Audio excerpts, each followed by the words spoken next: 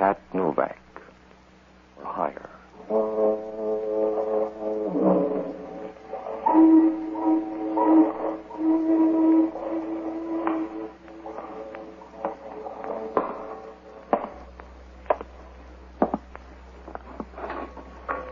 Sure, I'm Pat Novak. For hire.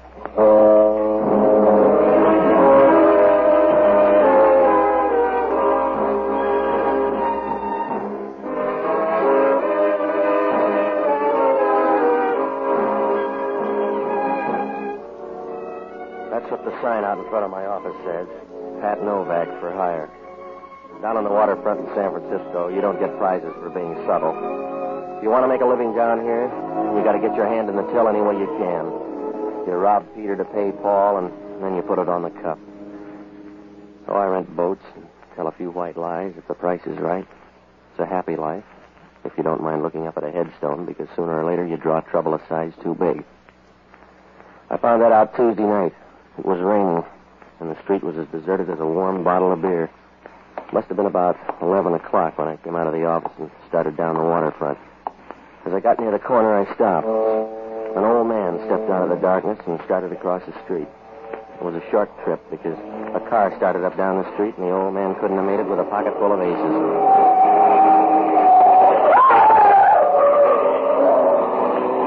I started over to him. The car slowed down for a minute and then turned the corner and disappeared. As it passed under the streetlight, I caught a glimpse of the license plate in a dull, surprised way, the way you'd grab a feather out of an angel's wing. I bent over the old man and rolled him on his back. He didn't seem to be in pain. He was just an old man with the frightened look of a small boy in a storm, who was breathing hard as I cushioned his head. Please help me. Can you please help me? That's a big order, mister. I must talk to you. Well, if you've got any good quotes, you better get them off your chest fast. In my pocket. Inside my pocket. You please put your hand. Yeah. In here? Yeah. Sure. 2 envelopes. What about them? One is money. For you. You have the other one? So far. The other one. Please keep sealed. And you will give it to John St. John? John St. John. Yeah. Well, where's he live? I don't understand. It's not... I want to tell you. You don't understand. He was right on that one. I didn't understand a thing, except he slipped out of my arms and stopped paying taxes. I dragged him over the side, and I went through his stuff. There was nothing there. No identification. Just a card with an address out on Haight Street. I opened the envelope, and $300 tumbled into my breast pocket. The other one was sealed. There was no name on it, but up in the corner there was some kind of marking. It looked like 2 crosses spliced together. There wasn't anything I could do for him except pray, and I owe some back dues. So I went back to my office and called police headquarters. I told them where the old man was, and then I checked in the phone book. There was no John St. John listed. Well, it wasn't going to be easy to find him, and I only had 2 leads. That license number and the address on Haight Street. So I looked up the only honest guy I know, an ex-doctor and a boozer by the name of Jocko Madigan. A good guy, but to him a hangover is the price of being sober. I finally found him singing in a Mason Street bar.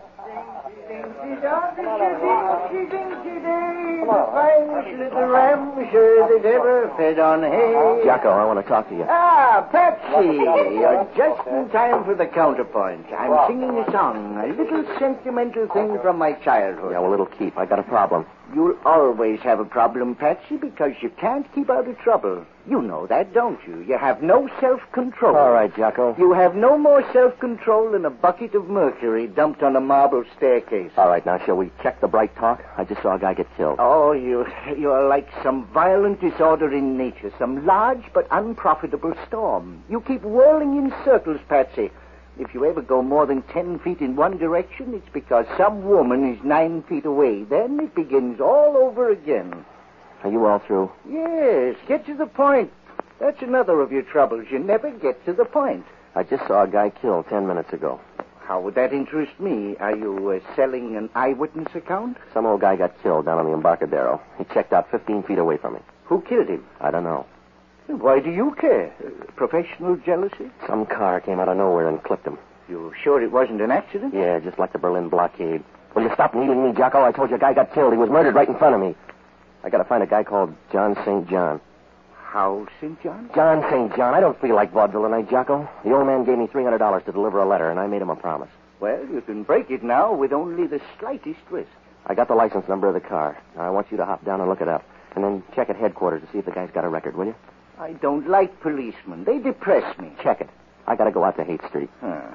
What kind of neighborhood is it out there? Well, it's not exactly a neighborhood. It's more like an architectural afterthought, a lingering defense against the early California bear. All right. No speeches. Just check on that license plate, huh? Now, if I'm not at my place, try this address. Yes, that's always very interesting at this time of night. Good night, lover.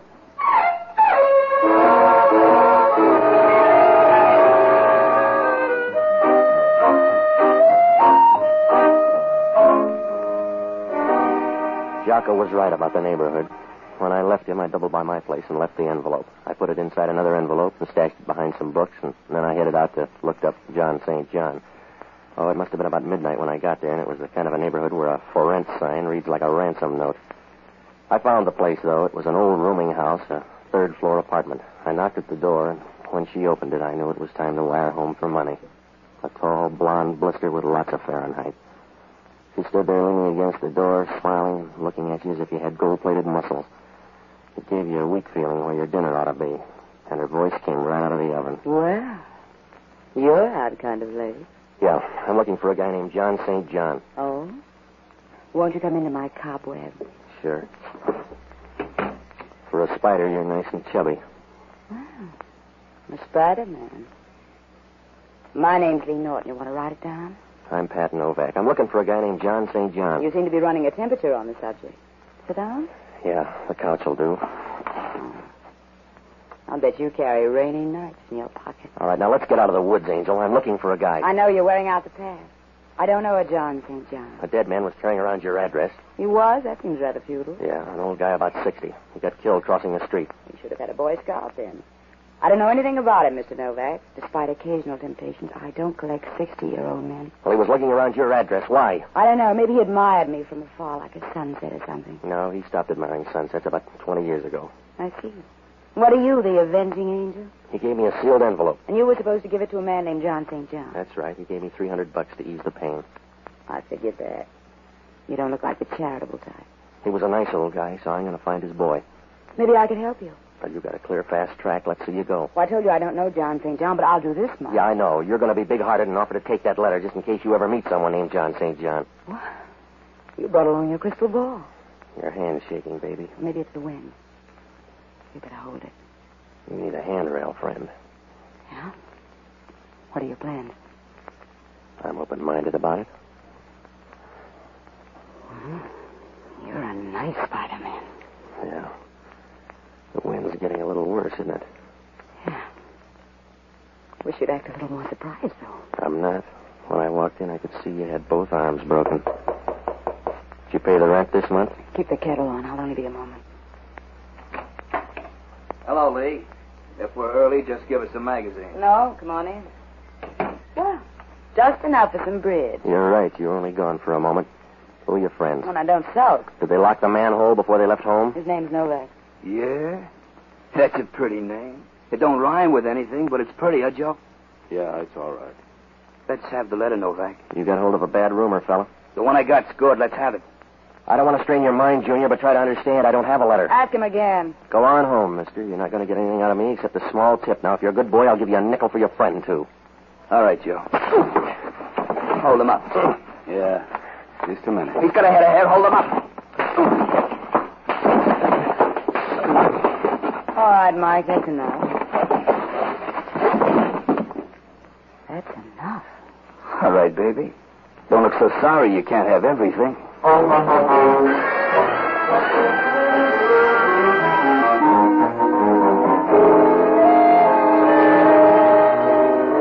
easy to sleep if you got the right friends. When those two gonnops were through, I hit the floor and made Rip Van Winkle look like an insomnia victim. I didn't like the floor, but it was in better shape than my face. I don't know how long I was there, but it must have been a couple of hours. I rolled over once and tried to get up, but it was like trying to barbecue a cake of ice. There was a sick, sweet smell in the room. I tried to place it, but my nose was out on strike, so I went to sleep again. The next thing I knew, it sounded like New Year's Eve. Here you go, Patsy. Up on the couch. What's the matter? Nothing. If you're a kitchen stove, the room's full of gas. Oh. You ought to open the window if you're going to turn on the gas. Some of my playmates, I guess. Well, you weren't at the apartment, so I tried here. Yeah. What time is it? 2:00. Who got the quaint idea of the gas chamber? The girlfriend. It was love at first sight. I see. Let's go home to bed. I'm getting used to floors. That old man started a ball game, Jocko. When I mentioned John St. John to this girl, she turned banker and brought in the Gunsels. Did she get the letter? I left it at home. Oh, you're getting smart. Yeah. $300 worth. They lifted my dough. Well, you couldn't have used it where you were going. Yeah. I've checked on that hit-and-run car. It's listed under the name of Sidney Bronson. Has he got a record? No. Everybody's a beginner. Well, let's go home. Oh, it'll be dull, but you'll get used to it. Wait till I wash my hands. Yeah, go ahead. Patsy! Yeah? What did your girlfriend look like? Was she the lively type? Yeah. Why? What's the matter? Because she's not anymore. Yeah. Those Gunsels play rough. She's kind of pretty. What did she do besides sending out vibrations? I don't know. But she knew all about John St. John. Yeah? She picked up the bait like a hungry bass. Also, look at that ring. How'd you get around to that? The insignia on it. The same one that's on that envelope. Spliced crosses. Let's go home, Patsy. The police will be here. Yeah. Even Hellman will know she's dead. Come on, we better go. On your way out the door, Jocko, try it sideways because I think it's blocked. Hello, Novak. You look pale. It's my color scheme. What do you care, Hellman? None. She looks peaceful. Yeah, be quiet or you'll wake her up. Yeah, I'll tiptoe. You always cut her throat before she goes to sleep? Who is she, Novak? I don't know. It's awful cozy here for a bunch of perfect strangers. I don't know every dead girl in town, Hellman. You'll have to check. You can still write, can't you, Novak? That's all you'll need down at headquarters. Come on. Oh, get out of the haze, Hellman. You don't know who's dead yet, but you're going to book somebody. Yeah. What are you doing up here, appraising the joint? I came up to find a guy named John St. John. She doesn't look like a guy named John St. John. She was my lead. I came up here to smell out a rat. She had a half Nelson on me when two Gunsels walked in. They came up to fix the gas meter, I think. You stay out of this. I'll make every effort. Now, if you're smart, you'll fingerprint this place, Hellman. These boys were cute. They've been in somebody's jail. I'll handle my job. You stick to murder. You'll go a long way to pin this on me, Hellman. I can go a long way, Novak. Not with what you got to drag. We get a call in the middle of the night. Come up here and find you standing over a dead girl. That's right. And you want me to sprinkle powder all over. Back up and take a better look, Novak. Oh, the view's fine, Hellman, and if you'll take a good look, you'll know why. You haven't got anything to give the DA except a slim lead and a fat hand. You're going to need help. Not on this one. You'd need help to find the street. Come on back to center, Hellman. Even with both hands, you couldn't Yeah? find... Forget it. So take the medicine like a good boy. I'm not going to walk out and let the two of you tour the town. I'm going to book one or both of you on a murder charge. All right. Book Jocko here, then. I love you in a generous mood. You got a string, then, Hellman. Somebody's got to find John St. John. Who's going to find Jocko? Oh, stop worrying. I'll bail you out. You haven't got the right size heart, Novak. You let him die on the vine. Hellman, sometimes you're guilty of unexpected wisdom. I know it's reflex action, but it's consoling anyway. I want you, Novak. I want you bad. I'll take this guy as a down payment, but I'm going to close out with you. Remember that. I will. All right. Come on, mister. Wait a minute. Patsy, you're not going to let him lug me off like this. What else can I do? The guy likes you.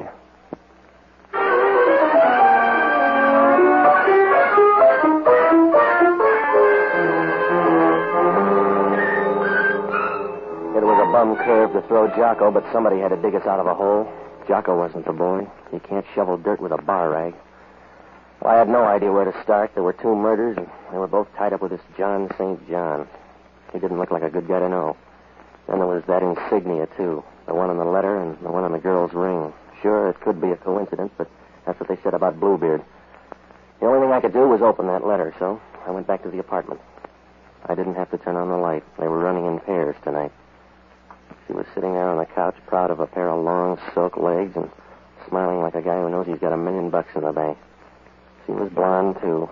A little more lemon juice, maybe, but blonde anyway. She was nice and comfortable, and I got the idea she just signed a lease. Good evening. How do you do? Not very well so far. A sly remark, Mr. Novak? No, I'm just bringing you up to date. Your girlfriend's dead. Yes? Yeah. The gas jet's out in the kitchen. It is? I think that's supposed to be mysterious. You clear it up then. Find a name for yourself and a reason why you picked out my furniture. Oh? Do you mind my being here? I just want to know your name before I throw you out in the hall. Mr. Novak, I'll bet you're awfully slow when it comes to throwing somebody out in the hall. Not if they can bounce as well as I figure you can. When you do throw me out, throw the letter out, too. All right, now, I've already had a dress rehearsal. The answer's no. Well, at least I know where you stand. By the way, why are you standing? Please sit down. Who's John St. John? Don't be redundant, Mr. Novak. Who is he? If you want that letter, you know him. Don't shout. I'd like you better if you purred. I don't need your vote. Who's John St. John? I don't know him. You want that letter because you collect stamps. I want it. And you'll have to take my word. I don't know John St. John. Is he worth breaking your heart over? Look, there's a good guy down in the clink sweating on a murder rap for me, so I want John St. John. You've got nice friends. Who's Sidney Bronson? How does that fit into the picture? This started with a waterfront corpse. The leftovers belong to an old guy that was hit by a car. The car's registered in the name of Sidney Bronson. Mr. Novak, you seem so intense. It's a pity to waste it on random speculation. Now, look, I told you, lady, I got a friend in the jug. Loyalty's a nice trait. One of your nicest. Yeah. You're a pretty thing, Patsy. Let's don't get fooled by the rapper. I'll take a chance.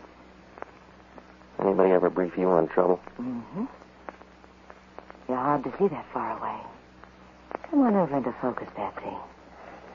Yeah. You're pretty, Patsy. You look like you want a bill of sale. I'm the gentle kind, Novak. I'd just like to break your ribs. Go ahead, I can get a brace. Come here. Yeah. What's on your mind? What you going to say when you find out about this gun? Huh? That's right, sweetheart. My finger isn't hollow. Back up and take a look at the gun. You got to that purse, huh? That's right. You've ruined my confidence. I'll give you a testimonial. In the meantime, I want the letter. You go after everything the same way. I want the letter. It's in the desk. Come on. Right here in the top drawer. All right. Don't stay away from... I'm already here, lady. All right, now come on, drop the gun, kid. Let go of my arms now. That's your version. Let go of me. Let go of me.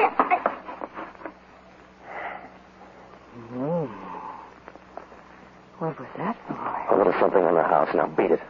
Well, you've ruined my confidence. You're lucky. Go on home. You won't change your mind about that letter? No.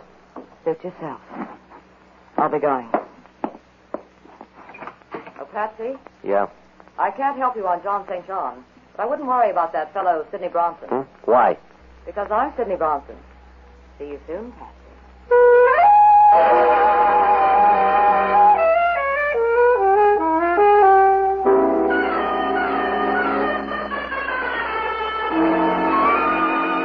I let that one sink in for a minute, but it got about as far as my brain and ran out of gas. She wasn't driving that murder car. Otherwise, she wouldn't get that talkie. It began to look like a big, fat, well-fed double-cross, and John St. John was holding up his end. I had to find out what was in that letter, so I made tracks for the bookcase. All I could do was browse because the letter was gone. Whoever took it didn't even leave a tip. I thought of the girl, but that didn't make sense. And I thought of John St. John. That made lots of sense. Things didn't look rosy for me or Jocko. I was about to buy a file and bake a cake when the phone rang. Yeah. Hello, Novak. Oh, Hellman. The coroner got a report on that dead girl. She died at 12:30. That's pretty close. What's he got, a stopwatch? 15 minutes either way. Those fingerprints panned out, too. Yeah? A couple of L.A. strong-arm men. Well, that's new for L.A. You got a call out? We already picked them up. Your favorite's named Welcome Danglers. I could make a joke. I already got one. They're set up with a perfect alibi for 12:30. That means I killed the girl. Nobody's arguing. I got some more news. Yeah? I'm out at Seal Rock. You got the figure for it. We just found an envelope floating around the water. It's one of yours. You better come on out. You found an envelope, so what? So the envelope turns out to be in some guy's pocket. Come on out.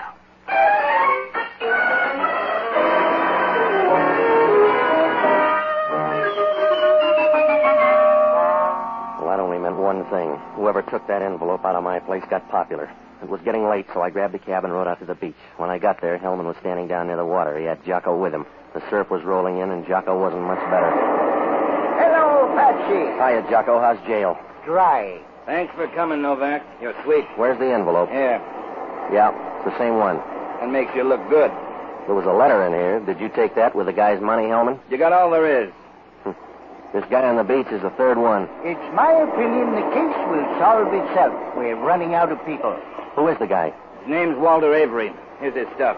Yeah, what's left? Well, this spliced cross really gets around. Huh? It keeps bobbing up. Here it is on the guy's fountain pen. I'm going to run this guy through the morgue, and then I'm going to look you up, Novak. Yeah? Sure. We want you down with us. That's right, Patsy. I'll introduce you to all the best people. Good night, lover.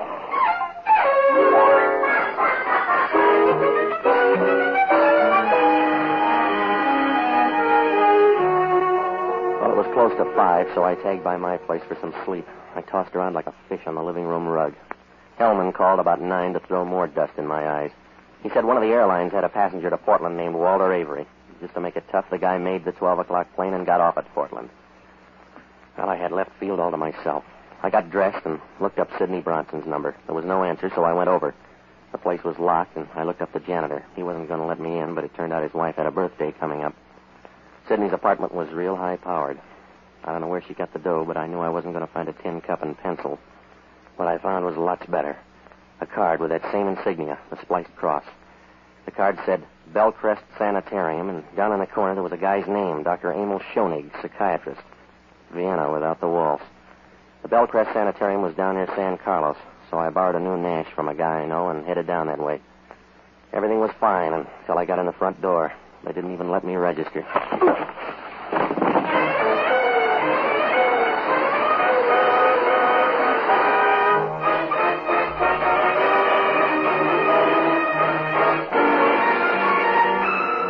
I woke up on a couch in Schoenig's office. It was dark outside, and my left arm was throbbing like a love story in a woman's magazine. The radiator sitting next to me was Sidney. You're a deep sleeper. I think I got some help.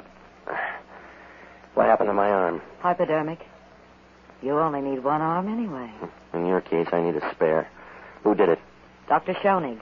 He's a darling boy. Where is he? Out on the phone trying to figure out what to do with you. What's that make me, a patient? That's one way of putting it. You made things easy. We were coming to you for the letter. You want to try that over again? We were on our way when you stumbled in. You're wrong, Sid. Somebody's giving you a fast pitch. That letter was gone when you were up at my place. I don't want a bum rib, Patsy. I want that letter. You're trailing the field, Angel. I told you the letter's gone. A guy by the name of Walter Avery took it out of my place. Walter Avery? That's right, and somebody thanked him. They found him this morning making like a dead seal. Walter Avery left for Portland last night. A plant, sweetheart. You better read up on your friends. Yeah. Thanks, Patsy. I told you to watch him, Sid. You had more shots. What's the difference? None, I suppose. Why don't you mix us a drink while I talk to Mr. Novak? I'll be right with you. Well, Mr. Novak, you're one of my best patients. That's because I like your needles. You better go easy on that drink. Yes? Why? You'll get drunk and run somebody down the way you did that guy on the waterfront. Oh? A good guess. You should be proud. That's a good, sensible, final emotion. Here's your drink, Emil. Thank you, my dear. Here's to Mr. Novak. Sorry there's no drink for you, Mr. Novak. You probably will be. Huh? Forget it. Emil, I talked to Mr. Novak before you came in. He thinks you're a heel. He does. So do I. Oh, I can stand it. He told me about Walter Avery. I'm sorry about that. Walter got that letter. You killed him and took it. I was supposed to blunder around till you got rid of me, too. That's a bum joke, Emil. You're getting hysterical. With laughter, Emil. You put one of your boys on that plane. Only Novak aired the wash too fast. Suppose I did. Somebody ought to bring you up to date, Sidney. You've been hanging on too long. The free ride's over. I might as well tell you now. You're all through. I can't a whole bunch of longer. And I'm all through. Steady, Emil. What's the matter with me? What's the matter with me, Sid? Give him a hand, Novak. He just had a bad drink. You wouldn't do that, Sid. I'm full of surprises. You got a stomach full of poison. You got a stomach full of poison in 15 seconds, Emil. Put down that gun, Emil. I want you too, Sid. Please, Emil, put down the gun. I will stop it. Stop.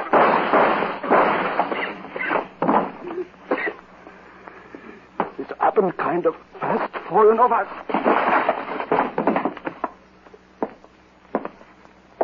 What's the noise, huh, Patsy? Yeah. I'll get you a pillow. I'd rather have your lap. You get mercy, not love, baby. Thanks for small favors. How do I look? Not so good. That was the 3-2 pitch. Yeah, I had it coming up. I'll tell you about John St. John. I know. There was no such guy. That's right. It was the name of the group. Those spliced crosses? Yes. Found out a little late. But it's always that way. way I found out about you. Yeah?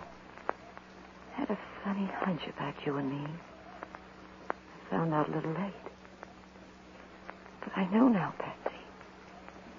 Does that help?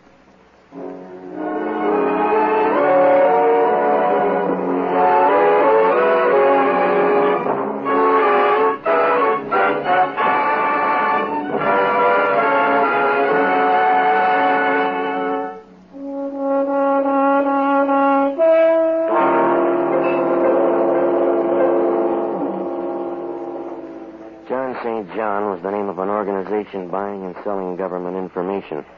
That old man tried to tell me, but he checked out too fast. I began to figure something like that when those spliced crosses started showing up.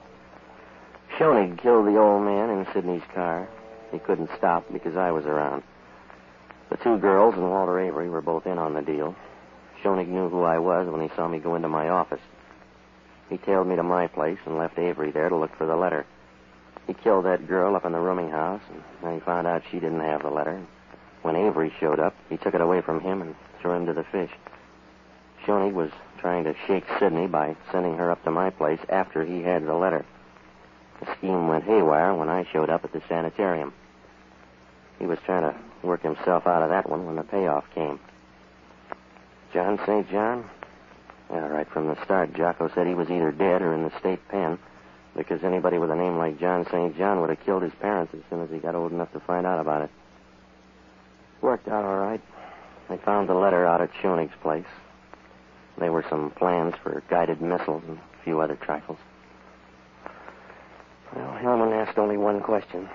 How come Schoenig didn't kill me before I could talk to the girl? Well, it's always that way with a guy who commits murder. Either he goes too far or he doesn't go far enough.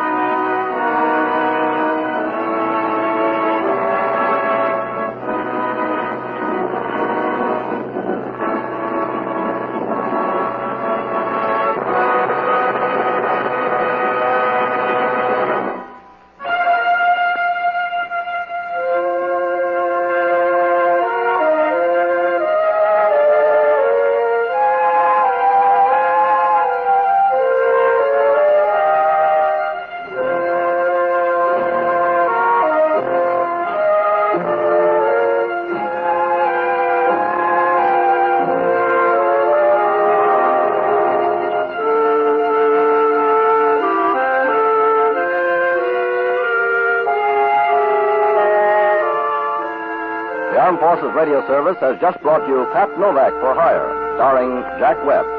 Pat Novak is produced by William P. Russo. Jocko Madigan is played by Tudor Owen. Inspector Hellman is played by Raymond Burr. Music was composed and conducted by Basil Aston. Be with us again next week when over most of these same stations we'll bring you Pat Novak for Hire.